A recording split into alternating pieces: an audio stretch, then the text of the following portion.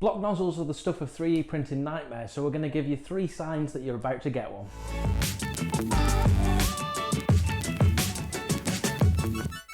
This is what you want to see when you spent 3.5 hours waiting for a 3D print. This happens to be one of the roller assemblies from the MPCNC, which is a project that's ongoing at the moment. Recently, what happened, instead of seeing this beautiful thing, I came back 3.5 hours later to see this.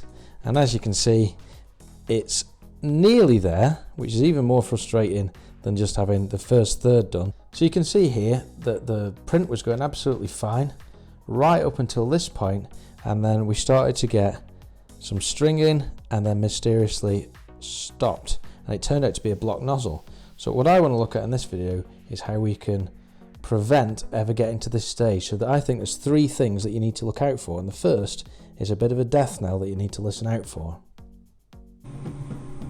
This is the sound of a print head slipping.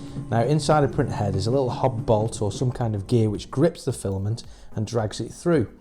If there's insufficient ability for the filament to go through the nozzle, suggesting a blockage, then the filament will slip against the wheel. This can also happen when there's a buildup of dust inside the wheel, and I've got a video on fixing extruders with this problem and a card that pops up here.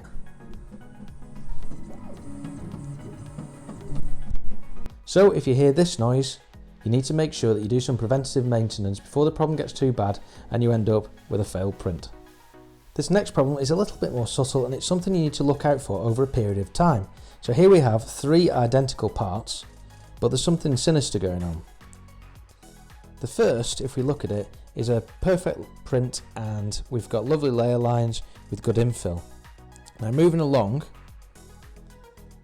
we can start seeing a few little gaps. Now as soon as you see this, it's a sign of underextrusion, and there's a number of things that can be causing this. One is the filament problem. It could be a software issue, but most likely it's the sign of the start of a blocked nozzle. If you leave the problem to go on much longer, then you're going to get this kind of thing, which the part looks almost more like a sponge than it does a 3D printed part. Mechanically, it's not very strong at all, and I expect that I'll probably be able to snap this, and it behaves just like a sponge. Now we can see we can fold an otherwise very strong 3D printed part right in half, because inside we've got very little extrusion. And there's an interesting video by one of my favourite channels, Some Old Guy Coding, who happened to have the exact same problem in the same week. So I've put a link for that in the description. Also, maybe wear gloves if you're going to snap a 3D print in half.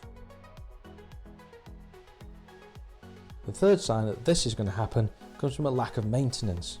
In industry, preventative maintenance is a big part of making machines run smoothly, but it seems to be almost totally ignored in the makerspace. If you've been printing with exotic filaments like some wood filaments, nylon, some of the harder PLAs, then it's likely that you're going to get a nozzle blockage after some amount of time. There's a number of ways that you can combat this, from changing out nozzles regularly to using some proprietary 3D print flossing filaments. So this is a filament by Rigid.Ink called Floss cleaning filament, and if you actually look at the price per gram, it's extremely expensive, but if you just think of it as a maintenance component, it's not too bad. The idea is that it cleans out residue and that it saves you some hassle in the long run.